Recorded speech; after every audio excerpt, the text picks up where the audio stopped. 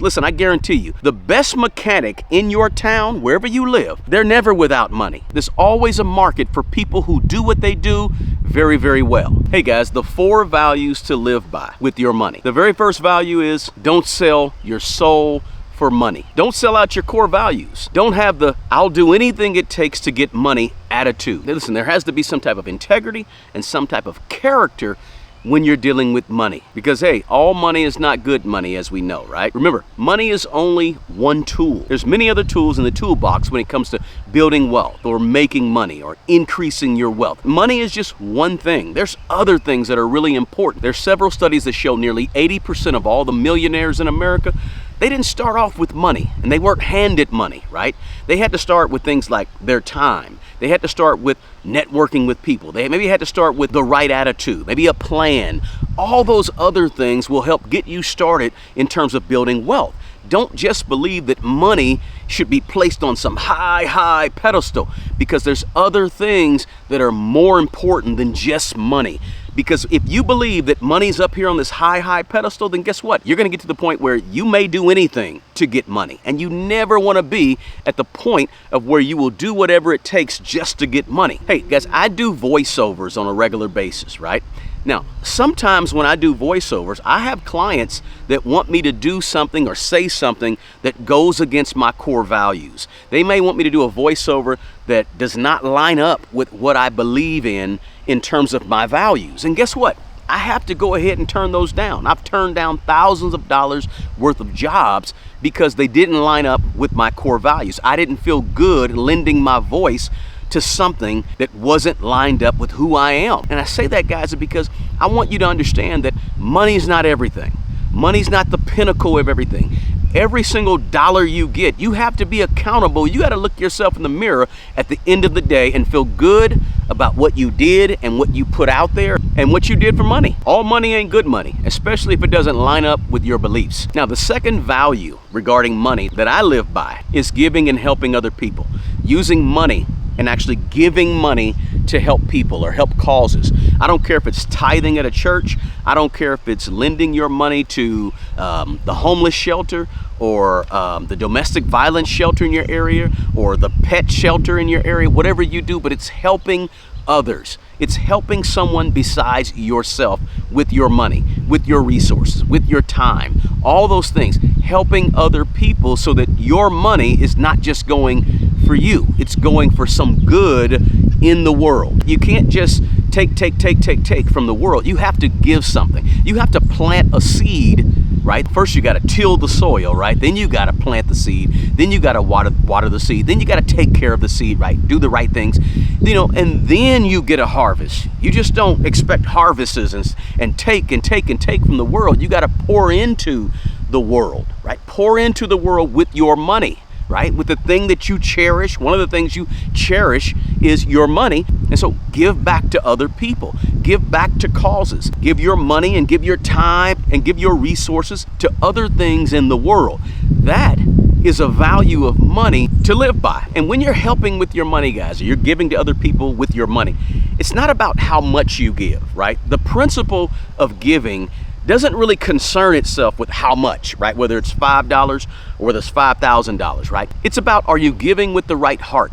Are you giving with the right motives? Are you giving with the right intention of helping someone or of helping a cause? So find something you want to give to on a regular basis with your money, guys. Hey guys, if you're getting anything at all out of this video, smash the like button for me. Share the video with somebody that you think needs to hear this message, and also drop me a comment below. I want to know what you think. If you're not a subscriber, by the way, do me a favor and subscribe to the channel. Now let's jump into number 3. The third value of money to live by is management. Managing what you have now. And managing what you have now well. Being a good steward over your finance. Taking good care of what you have first before you have a whole lot.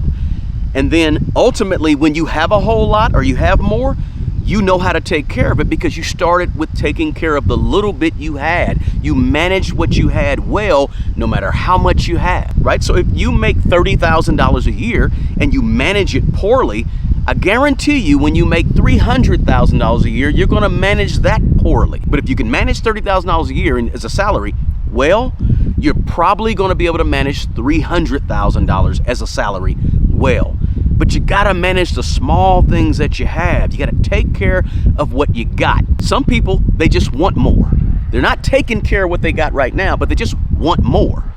Well, listen, if you get more, you're going to mess it up because you wasn't taking care of the stuff you had in the first place. You want to budget your money, right? You want to be accountable for your money. You want to be looking at where you're spending your money, your income versus your expenses every single month, right? On paper or on a spreadsheet or something in front of you so you can really be accountable. And then you go back and check that budget. Don't just do a budget, but go back at the end of the month and check that budget and see how well you did.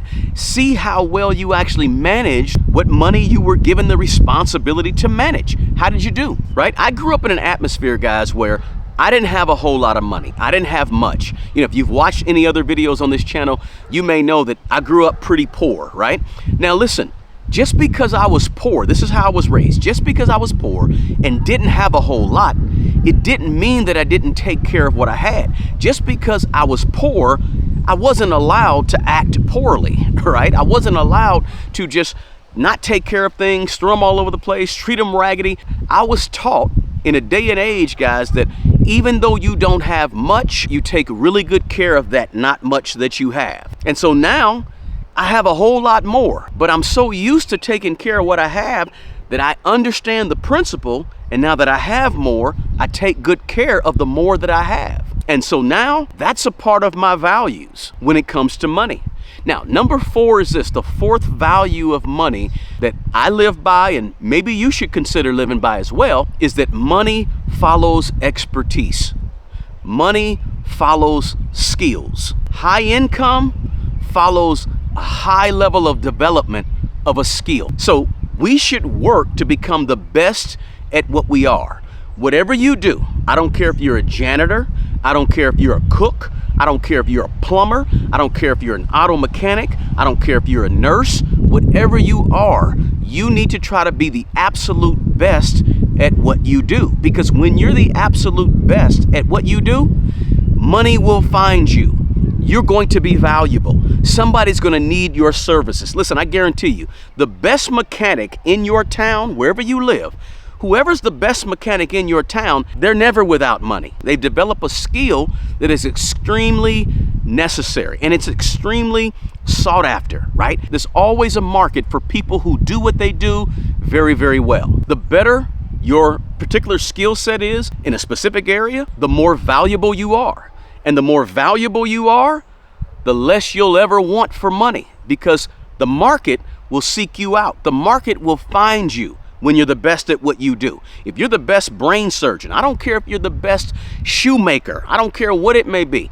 When you're the best, people are going to seek you out for your services and pay you accordingly based on the level of skill that you have. People always pay for expertise. People always pay for high value individuals. We have to up our skills. We have to up our capabilities so that we become the valuable person in whatever we do, because money is going to chase skills, right? Don't chase money. You don't go after money. You don't have to chase money, because if you just become the best at what you do, money will find you. The market, the people in the market, they will find you, because when you're the best at what you do, or at least among the best at what you do, you don't have to worry about income. You don't have to worry about getting paid. You're going to get paid. So hey guys, those are my 4 values of money to live by, that I live by, and perhaps you can live by. I hope this video has been helpful to you. Again, guys, do me a favor, smash the thumbs up button for me. And also, if you're not already a subscriber, please consider subscribing to this channel. The best person to take care of the old you is the young you. Take care of yourself and take care of other people. Until the next video, peace.